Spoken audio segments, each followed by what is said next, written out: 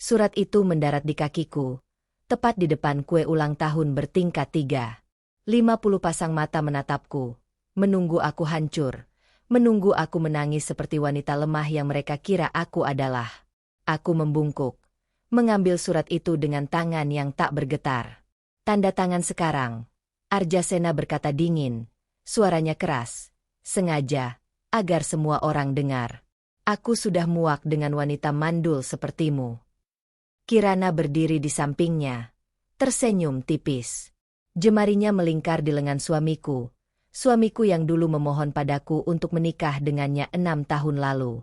Aku menatap Arjasena. Tidak ada sedih di dadaku, hanya kosong.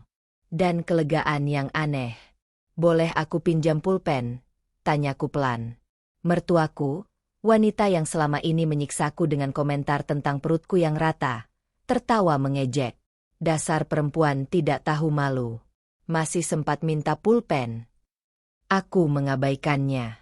Arjasena menyodorkan pulpen mahal yang dulu kubelikan untuknya saat dia lulus S2. Tanpa ragu, aku membuka halaman terakhir surat cerai itu dan menandatanganinya dengan goresan tegas. Ruangan hening. Mereka tidak menyangka aku akan melakukannya.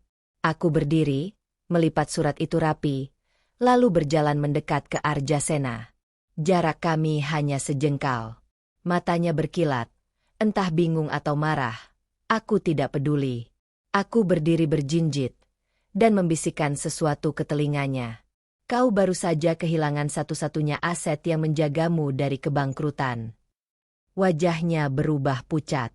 Aku mundur selangkah, menatapnya terakhir kali, lalu berbalik dan berjalan keluar dari rumah megah itu tanpa menoleh. Tidak ada yang mencegahku. Tidak ada yang bersuara. Di luar, angin malam menyapu wajahku. Ponselku bergetar. Pesan dari pengacaraku. Semuanya siap, Bu. Tinggal perintah dari Ibu. Aku mengetik cepat. Eksekusi besok pagi. Semuanya. 6 tahun aku menyembunyikan siapa aku sebenarnya. 6 tahun aku pura-pura jadi istri penurut, bodoh, dan lemah. Demi lelaki yang bahkan tidak pernah mencintaiku. Aku masuk ke mobil, menutup pintu, dan akhirnya, aku tertawa. Bukan tawa bahagia, tapi tawa kebebasan. Arjasena pikir dia yang meninggalkanku. Dia tidak tahu. Aku sudah merencanakan ini sejak setahun yang lalu. Sejak aku tahu dia tidur dengan Kirana. Sejak aku tahu mertuaku yang mengatur semuanya. Besok, mereka akan tahu siapa yang sebenarnya memegang kendali. Dan aku tidak akan kasih mereka kesempatan untuk bangkit lagi. Pukul 8 pagi, aku sudah duduk di kantor notaris. Dokumen tebal terbentang di meja. Surat kuasa yang Arjasena tanda tangani 3 tahun lalu, saat dia butuh dana darurat untuk menyelamatkan perusahaan keluarganya dari keruntuhan. Saat itu, aku yang kasih dia uang. Ratusan juta. Tapi bukan cuma-cuma. Ibu yakin? Tanya Pak Hendrik, notaris yang sudah kupercaya bertahun-tahun. Eksekusi sekarang. Dia mengangguk. Jemarinya mengetik cepat di laptop. Dalam hitungan menit, 41% saham perusahaan keluarga Arjasena, yang selama ini terdaftar atas namaku, resmi ditarik dan dialihkan ke PT Aruna Jayanti, perusahaanku sendiri.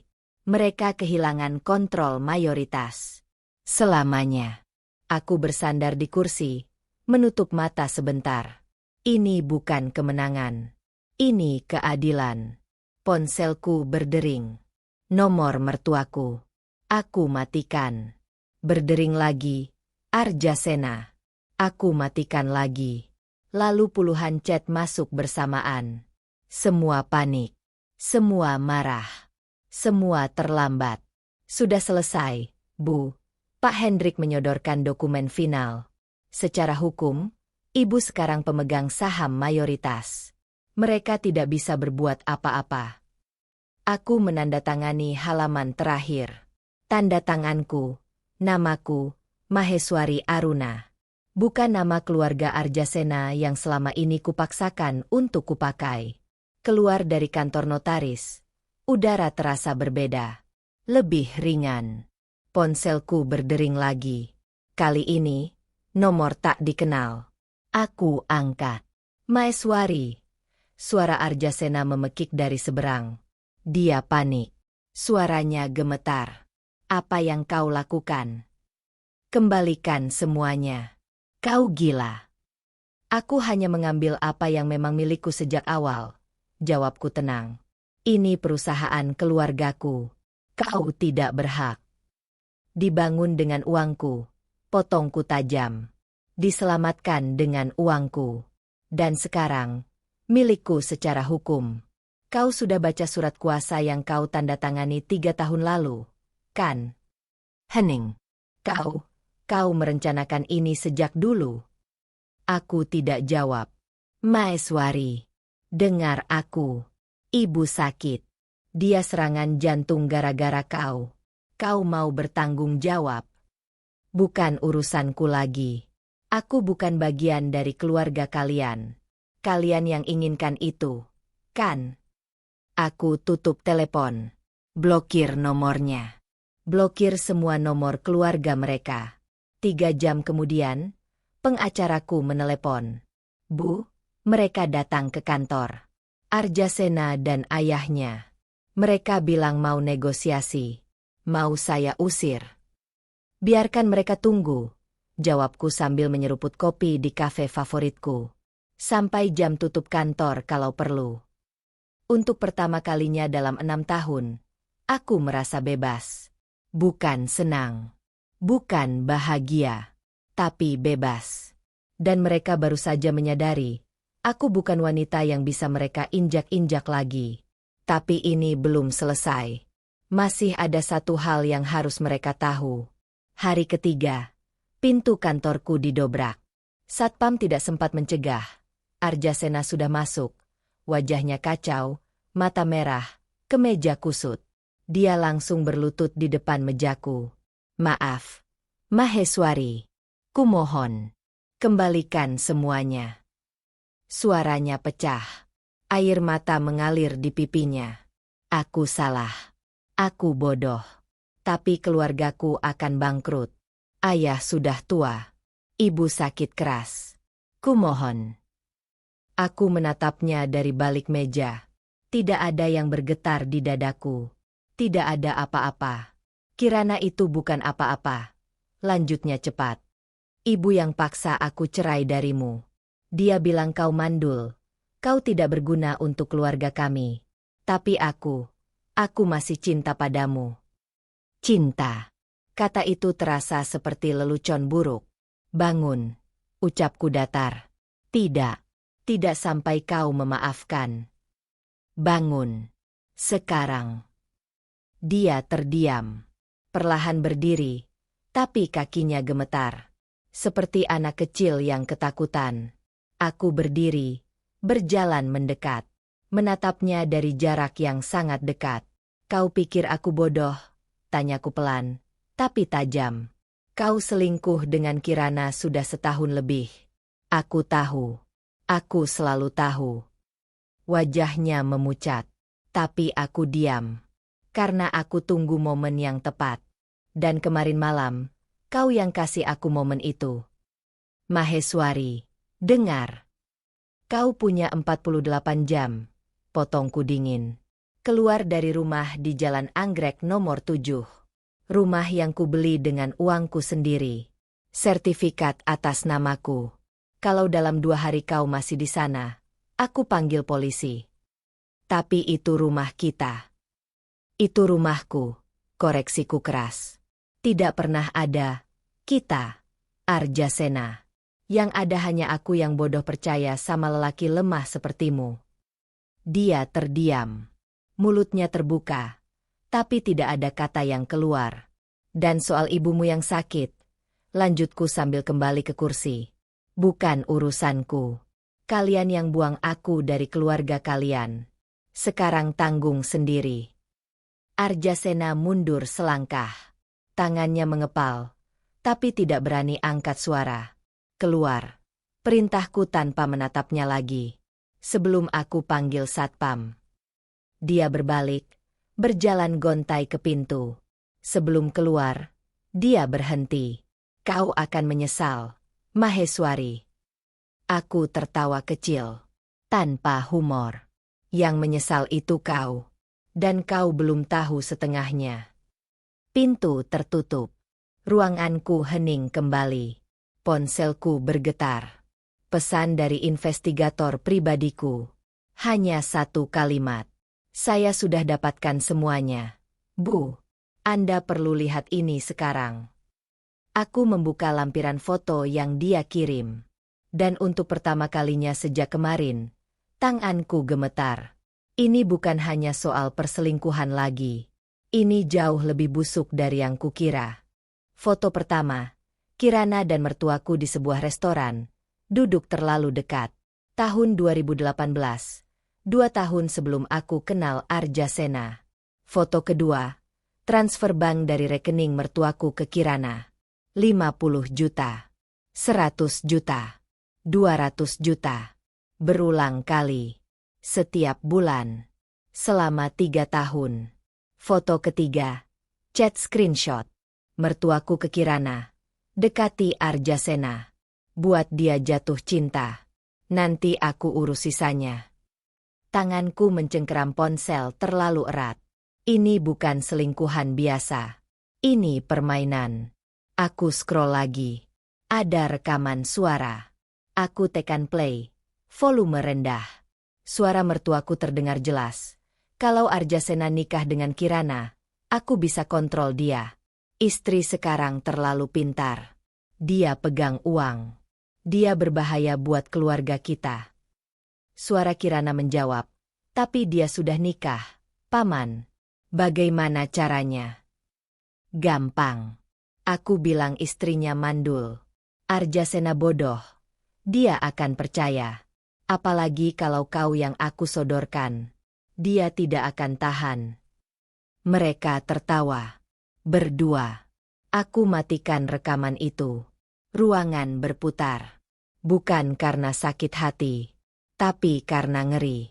Mereka menjual anak kandung mereka sendiri. Mereka manipulasi Arjasena seperti boneka. Dan Kirana, simpanan lama mertuaku, sengaja disiapkan untuk menggantikanku. Semua ini direncanakan. Sejak awal. Aku taruh ponsel di meja, menarik napas dalam. Tanganku masih gemetar. Tapi bukan karena takut. Karena aku baru saja dapat senjata yang bisa menghancurkan mereka semua.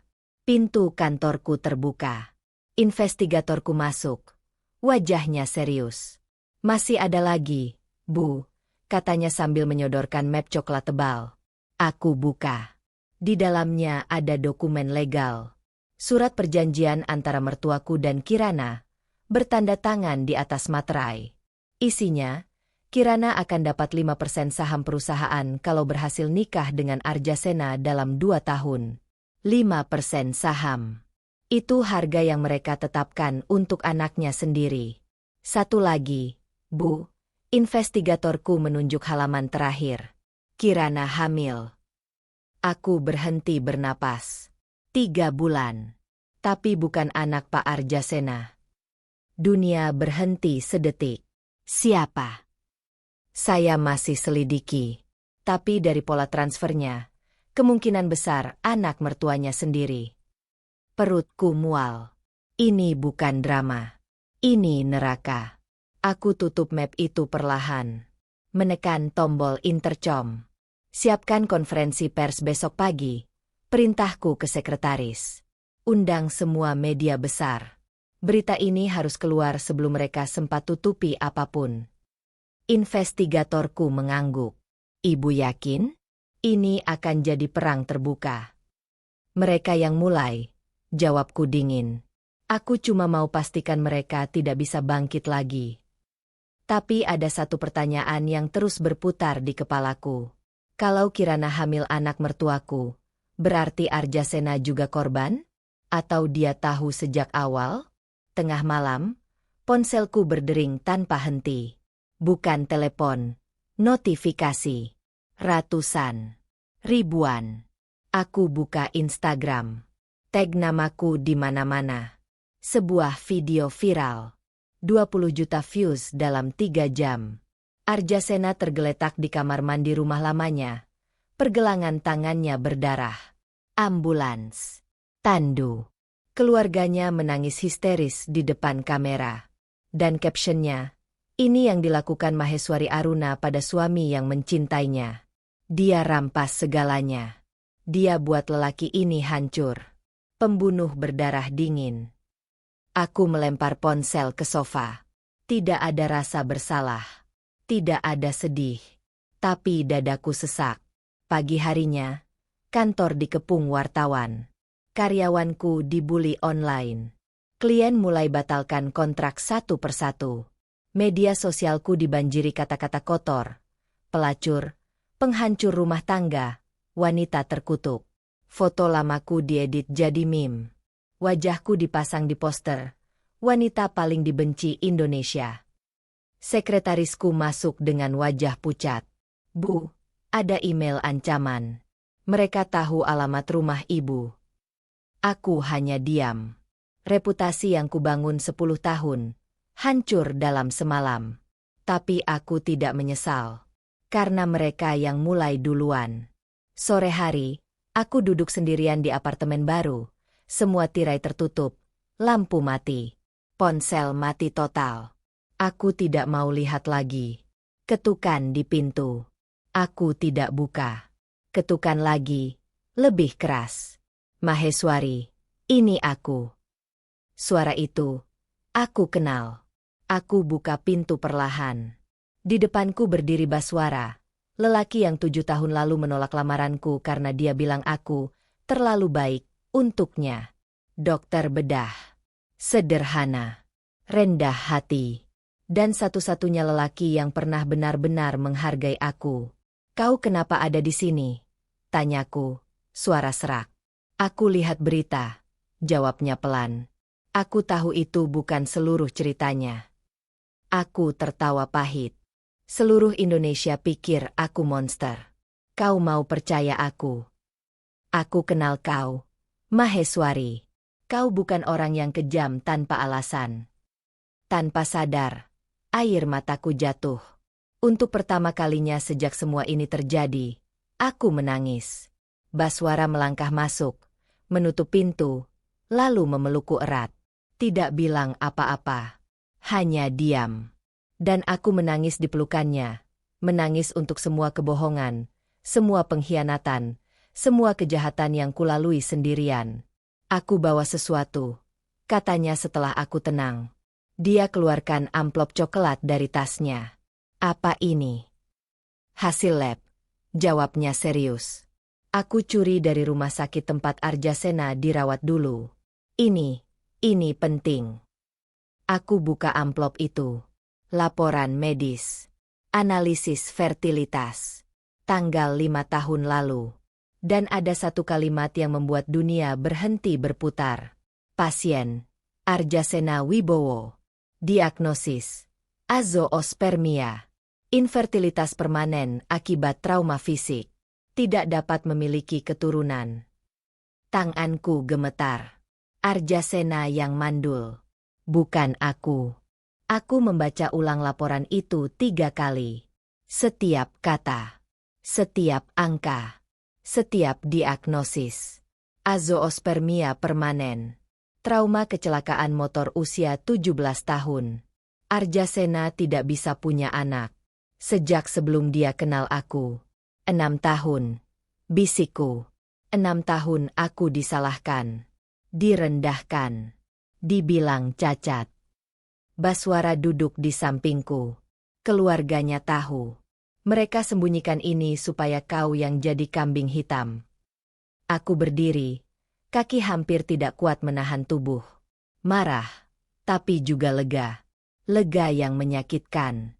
Semua penyiksaan batin itu sia-sia. Semua rasa bersalah yang kumakan setiap hari, palsu. Aku bisa umumkan ini, kata Baswara hati-hati. Tapi kau harus siap. Ini akan balik arah semuanya. Aku tatap matanya. Lakukan sekarang. 2 jam kemudian, Baswara upload satu postingan di akun medisnya yang diikuti ratusan ribu orang. Dokumen medis lengkap, nama pasien disamarkan, tapi detail kasusnya jelas. Cukup jelas untuk orang-orang mengenali siapa. Captionnya sederhana. Sebelum menyalahkan seorang wanita atas ketidakmampuannya punya anak, pastikan dulu kalian tahu kebenarannya. Ini bukan opini. Ini sains. Dalam 30 menit, postingan itu viral. Kolom komentar meledak. Orang-orang mulai menghubungkan titik-titik. Nama Arjasena muncul di mana-mana. Aku tidak diam. Aku buka akun media sosialku yang sudah dibanjiri kebencian, dan posting satu hal, foto hasil tes kesuburanku sendiri. Lengkap dengan tanggal, nama rumah sakit, dan tanda tangan dokter. Hasilnya normal, sehat, tidak ada masalah. Captionku hanya satu kalimat, kebenaran tidak butuh pembelaan. Dia cukup berdiri sendiri. Dalam hitungan jam, narasi berubah total. #Maheswari benar sejatuhnya trending nasional. Media yang kemarin menyerangku, sekarang minta maaf. Influencer yang bikin konten hinaku, hapus semua video mereka. Tapi yang paling memuaskan? Keluarga Arjasena jadi bahan cemoohan seluruh Indonesia. Video lama mereka di pesta ulang tahun itu direpost ribuan kali dengan caption, keluarga paling munafik sejagat. Mertuaku didoxing. Alamat rumahnya tersebar. Orang-orang datang, lempar telur busuk, teriak di depan pagarnya. Perusahaan mereka, yang tinggal nama, diboikot habis.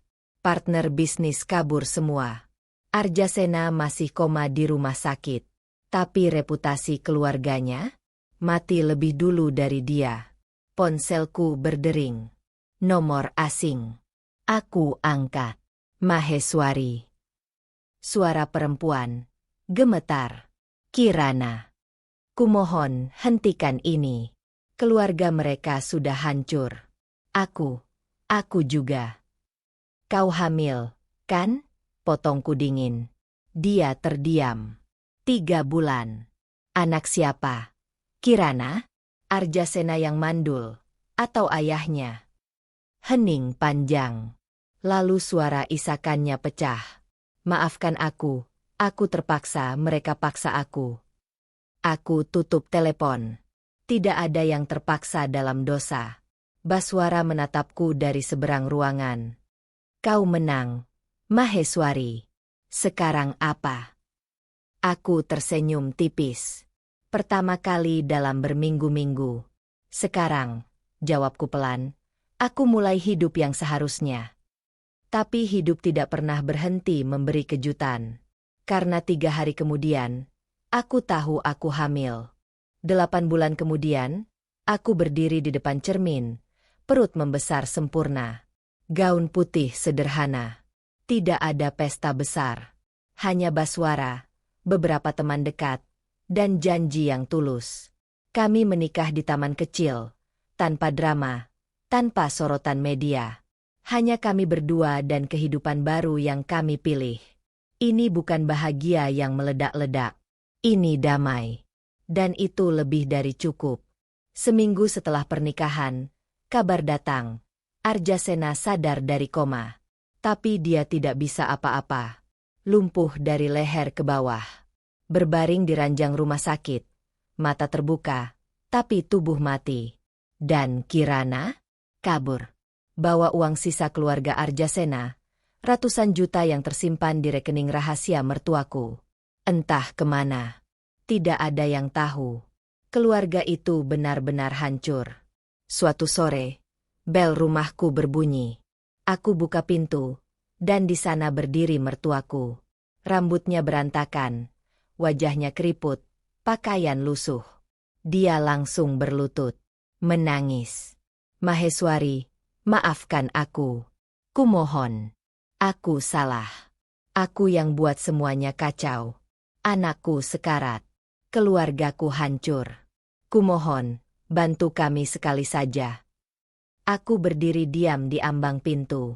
Menatapnya dari atas. Tidak ada amarah. Tidak ada dendam. Hanya kosong. Aku tidak punya apa-apa lagi untuk kalian. ucapku tenang. Tapi kau dulu bagian dari keluarga kami. Kalian yang buang aku, Ibu, potongku lembut. Kalian yang bilang aku tidak berguna. Kalian yang hancurkan hidupku selama 6 tahun. Dan sekarang kalian datang minta tolong. Dia menangis lebih keras. Aku tahu aku salah.